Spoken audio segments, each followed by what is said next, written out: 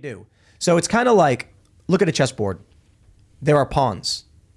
The pawn is not the king, the pawn is not the queen, but the pawn is still on the side of the enemy, and you capture the pawns.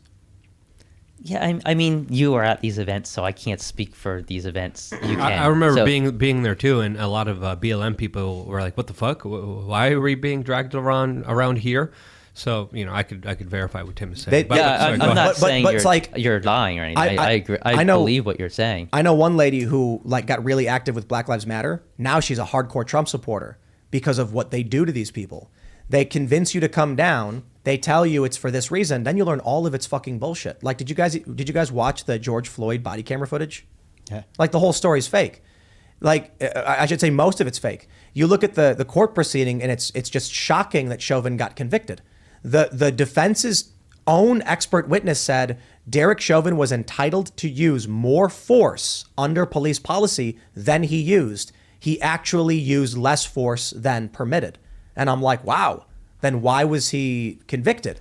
Because there were rioters outside and the jury was being marched in under armed guard and police wearing body armor and looking rifles. at the video, it looked pretty bad what he did to him. The body camera footage? There were two videos. The body camera footage, the what is it, like an hour or whatever? Oh, I didn't see that one.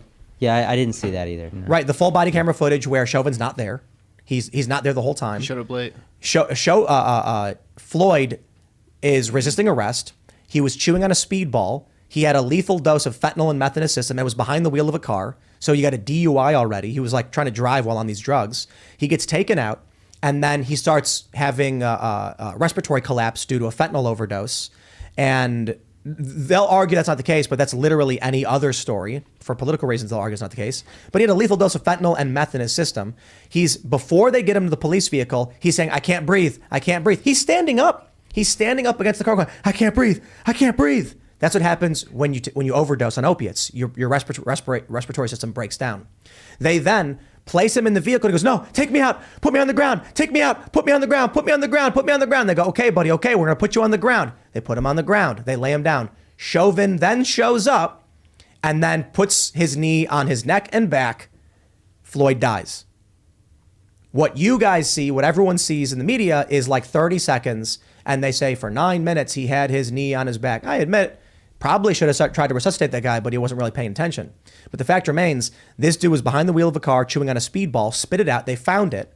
All of this is fact. We have all the body camera footage showing George Floyd was resisting arrest, requested to be placed on the ground, requested to be pulled out of the car. They had him in the car. They took him out at Floyd's own request. Yeah. So I certainly think it's fair to say Chauvin was neglectful. But when they came and put him on the ground at Floyd's own request, and then they did the continuum of force in the trial, and they showed that based on George Floyd's resistance, police policy warrants the use of a taser.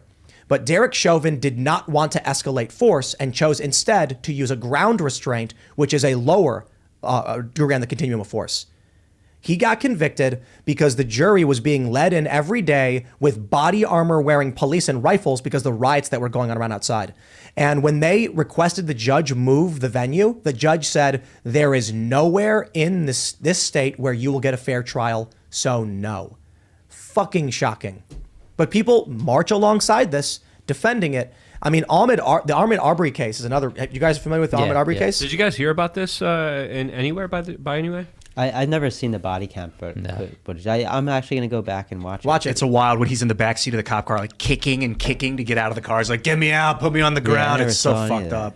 Ahmaud Arbery, you heard that some guys lynched him, right? Lynched him? Yeah, Ahmaud Arbery was the guy who they said was jogging. The jogger. Yeah. They lynched him though? They said 3 guys saw a jogger, got in their cars, chased him down, and then shot and killed him. Okay. Yeah.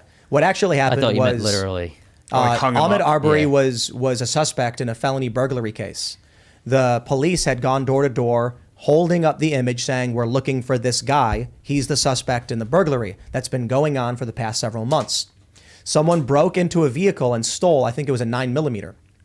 The police go to the house of the McMichaels and say, this is the guy we think who did it.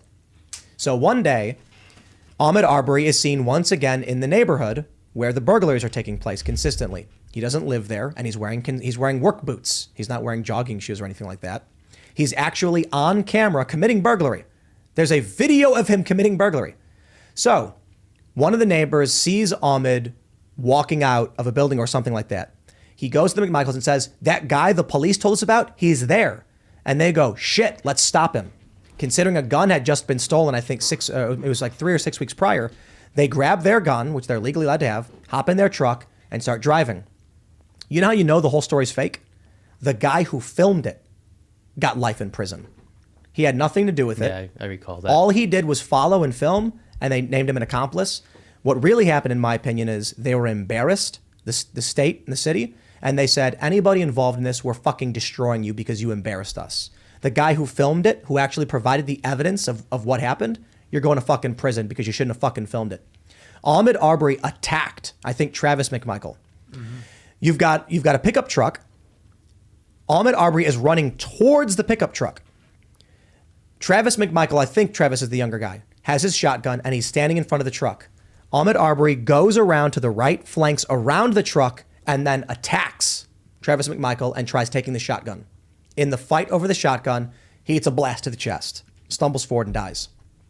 The media then claimed that 3 white supremacists got in their car and chased down a black jogger and lynched him. Yeah, Travis McMichael was the son. Gregory McMichael was the father. And they're going to prison for the rest of their lives. I mean, but a jury found him guilty, right? So the jury found them guilty because under the citizen's arrest law, if it's a misdemeanor crime, you have to have witnessed the crime. If it's a felony, you don't have to have witnessed the crime. The burglary that was committed was a felony. However, the judge gave instructions to the jury based on the definition of the law and said, you decide whether you think they needed to have been witnesses. The jury then decided because the McMichaels didn't witness the burglary take place, despite the fact that it did, they did not have the legal authority to commit a citizen's arrest. And because they admitted that was their intention, they were guilty. They were responsible for the death. To put it simply, if the McMichaels just said, we happened to have been there, he tried taking my gun and died, no criminal charges.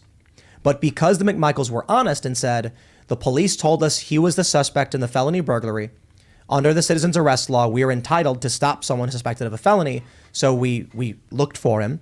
He ran up to us, attacked me, and then died in the struggle. They said, under our interpretation of this law, you did not have the authority to commit a citizen's arrest. Therefore, you are responsible for the death, even though Ahmaud Arbery attacked you. So it was really interesting because, let me see if I can pull it up, the language. Yeah, I didn't really follow the whole case and everything, so I just remember seeing the videos. I don't know how to spell his name. Yeah, I heard But a lot of the videos are usually weaponized for emotions, especially by the corporate media that kind of uses our emotions as a way to generate views and clicks. So weird. Y'all so stupid. Why are y'all so stupid? Get better problems, I swear to God that y'all want them, y'all so dumb. People so stupid, people so dumb, people so boo-hoo, wah, wah, wah. Get better issues, we're gonna run out of tissues, it's so dumb.